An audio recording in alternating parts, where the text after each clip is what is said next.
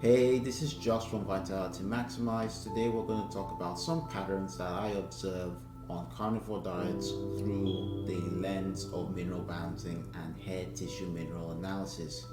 For those who don't know what mineral balancing and hair tissue mineral analysis are, it is simply a means of how the body responds to stress at a cellular level. For more information, please click on the link below on the show notes and click on the button that says mineral balancing. For this video, we would like to thank Judy Cho from Nutrition with Judy for creating this content a few years ago, which will be my visual basis of what I'll be sharing. Let's get right into it. Judy shared 7 different case reports, and I've reviewed a few hair analysis reports where the individual at the time was eating a carnivore diet. This might be a small sample size as of now, and yes, this has its limitations. When I have a larger sample size, my thoughts and observations on it could change. Additionally, I just want to say that just because I or any other mineral balancing practitioner observe these patterns which I will share today does not mean that you who might be on a carnivore diet may manifest these patterns. As they say, everyone's different, and I personally treat you as an individual with your unique circumstances. However, your dietary pattern does garner some attention, and here's why. There is a growing syndrome which I find in people who engage in carnivore diets, and they have what I would call a carbohydrate intolerance syndrome. People who go on carnivore diets or any variation of a low to zero carbohydrate diet have, in my experience, issues tolerating carbohydrates. The first pattern that we're going to look at is a low sodium potassium ratio. That is a ratio less than 2.5. Let's dive into it. On Judy's case report shared, so if we go to the one that she did 3 years ago, and let us expand this, you're going to see that out in 5 of 7 case reports that she has shared, we're going to see a sodium potassium ratio of about that is less than 2.5 in 5 of 7 occasions. So this is one where the sodium potassium ratio is at 1.43, then here is at 1.24, here's at 7.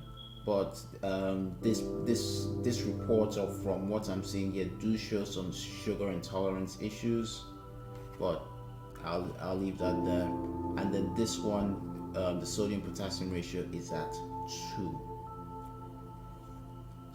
And then if we go to the other, what's it called? The other report, the other video that she did, you're going to see a sodium potassium ratio. We're going to see a sodium potassium ratio here of 1.4. 7 over 5 is 1.4. And then, and then here, this one is slightly above 2.5. So this is just, obviously there will be exceptions to this rule. And then on this case study 3, the sodium potassium ratio is definitely less than 2.5, and it's even less than 1, which is in hair analysis terms is something to really look at and pay attention to. So there are about 5 of 7 case reports where the NAK ratio is less than 2.5. I also just want to mention that the ideal sodium potassium ratio is at 2.5 for human beings. Now, before we talk about the sodium potassium ratio or any other pattern, let me mention what they are not about and what they don't imply. The the low sodium potassium ratio is not about whether you're getting enough sodium relative to potassium or vice versa in the diet. The sodium and potassium levels, as well as any other mineral ratios or mineral levels, do not measure the total body load. Third, it does not imply whether or not you should eat more or less salt. And lastly, it does not imply that you need to go buy some electrolyte capsules and powders. How a low sodium potassium ratio is implicated in carbohydrate intolerance is this. If any of you remember, the classes you took in physiology, they say that our cells have what you may call a sodium potassium pump mechanism. Not everyone agrees with this pump nature, but no one can deny that there is a mechanism that is very important to cell function where sodium and potassium aren't implicated. For glucose to be digested in the intestinal tract and for the kidneys to reabsorb glucose, the body uses transporters to pass glucose through its electrochemical gradient. This transporter, which is called the sodium glucose symporter, is important for active transport of glucose from a higher concentrate, from a lower concentration to a higher concentration. So the point of transporters in physiology and biochemistry is to move things against this concentration gradient from a low concentration to a high concentration. This typically requires some level of energy. If this active transport is impaired in any way, whether it's due to the presence of toxic metals or suboptimal adrenal or pancreatic reserve, glucose is not absorbed into the bloodstream from the intestinal tract, and the kidneys don't reabsorb glucose as effectively, which may lead to things like glucose in the urine and an intolerance of carbohydrate-rich foods. Worst case scenario, this could be signs of diabetes. So, isn't reducing the carbohydrates in the diet a solution to this issue of not putting that much stress on your kidneys or your digestive tract, right? It may be a solution, but has it effectively solved why whether the sodium potassium gradient in the cells are in optimal balance? I'll leave that for you to decide, but as for me, I don't think it does, and I'll probably explain why a bit later.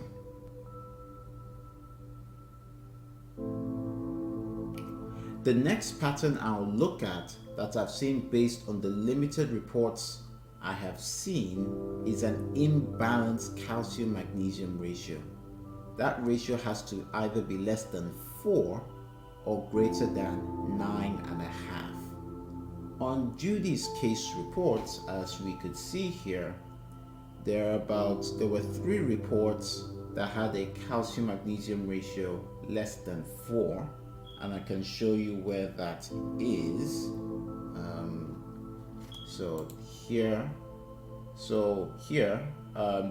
Let me just quickly. So if we go to the first case study that she did here, this calcium magnesium ratio, so 81 divided by 29.2, that is something under 3, so that is a ratio less than 4. We can also go to the second case study, which again 256 divided by 96.8, that is less than 4. and then the case study 3, 143 divided by 54.6, this is also less than 4. I also want to mention that we just this is only a question mark here, and this is and we just have to make sure that this is ruled out. When we see magnesium, the magnesium level being that high, we have to ask whether they're using anything like, doing SPM salt baths a lot, or they're using a lot of like magnesium oil or magnesium sprays. These things tend to spike the hair magnesium level. So, but yeah, that's with the calcium magnesium ratio less than 4. And then there were other reports here where the calcium magnesium ratio was more than 9.5. So there was this one here with Carnivore client 1.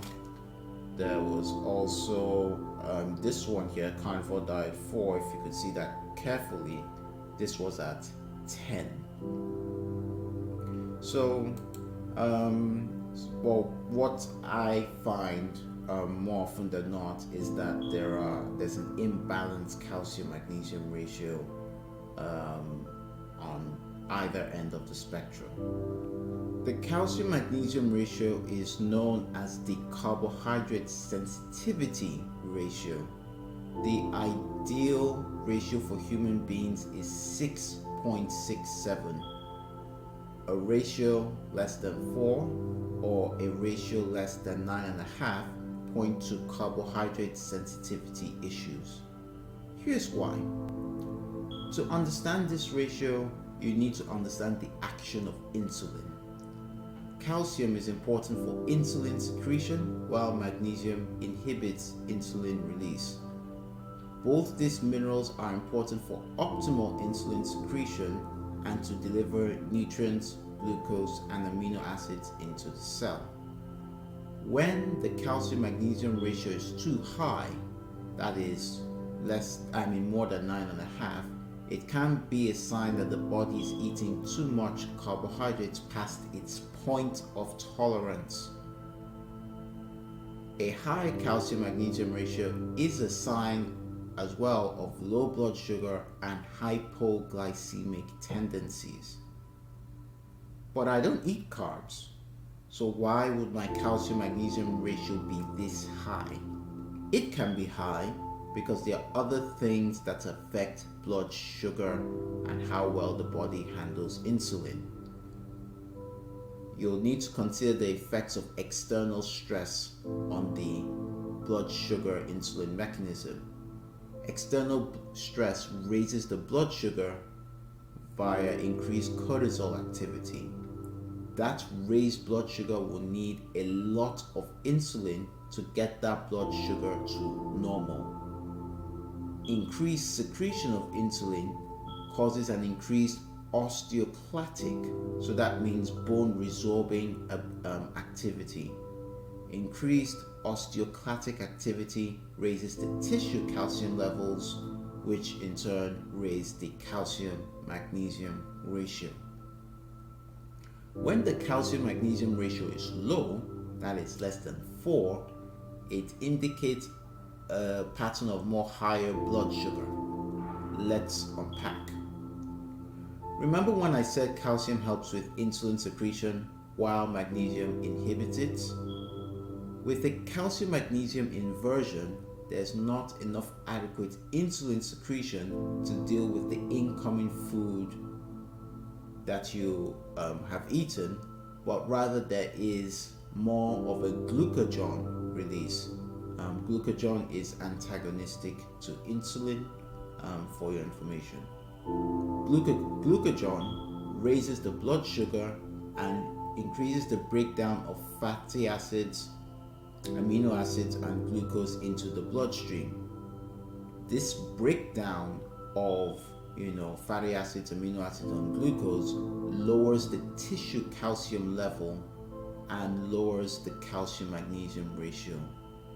It could also induce a low calcium magnesium ratio by excessive fasting, either not coping well with stressful situations, and a feeling of giving up as well. And mind you, I know that a number of people who eat a carnivore diet also engage in prolonged fasting. Finally, the combination of the low sodium potassium ratio and a high calcium to magnesium ratio is what we may call the bowl pattern, the ultimate carbohydrate intolerance pattern. Another way of looking at the sodium potassium ratio is the relationship between the mineralocorticoids like aldosterone and the glucocorticoids like cortisol. A low sodium potassium ratio does indicate more glucose intolerance. I'm going to give an analogy here.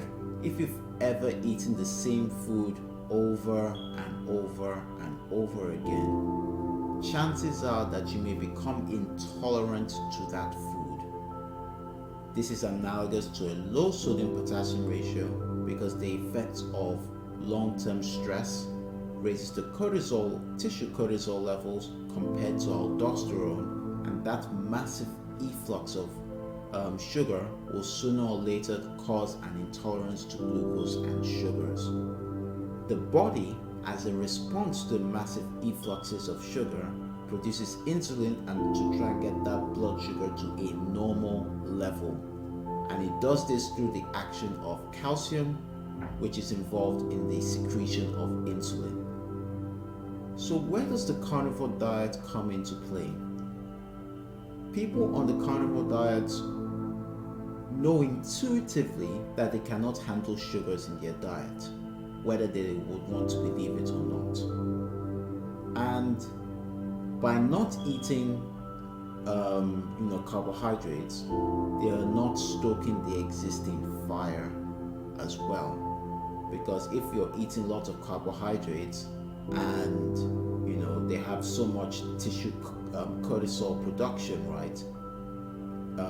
You're basically not over flooding the bloodstream with sugars and worsening your overall health. However, if you do not reduce and adapt positively to internal and external stress, and if you do not deeply remineralize your cells and detoxify deeply of poisons, attitudes, and lifestyles that affect the stress and pancreatic hormones, the body will keep producing excess cortisol in relation to aldosterone, and you'll keep on being glucose intolerant. And then you'll keep on blaming and vilifying not just refined carbohydrates, which are bad, but also whole food carbohydrates. It is a wonderful cycle, isn't it?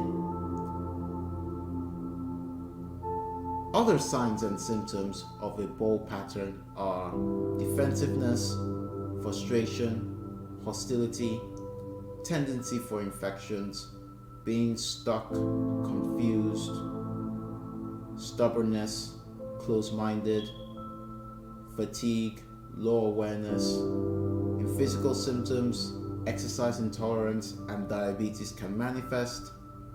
I won't go too much into this, but since the theme was about glucose intolerance, but these are just signs and symptoms of a bowl pattern, which is a combination of a low sodium potassium ratio and a high calcium magnesium ratio. Again, this is not to proclaim that you manifest a bowl pattern or even manifest these symptoms. These are just patterns and trends only. So do not think that I am labeling you when I am not. As we conclude, let us know your thoughts and reactions to this video on the hair analysis edition of Carnivore Diets. If you find this content valuable, please don't forget to like this video, subscribe to our YouTube and Odyssey channels, and turn on those bell notifications so you don't miss out on new content when it is released. If you're interested in learning more and potentially working with us, the link in bio is in the show notes. Thanks for your time and signing off.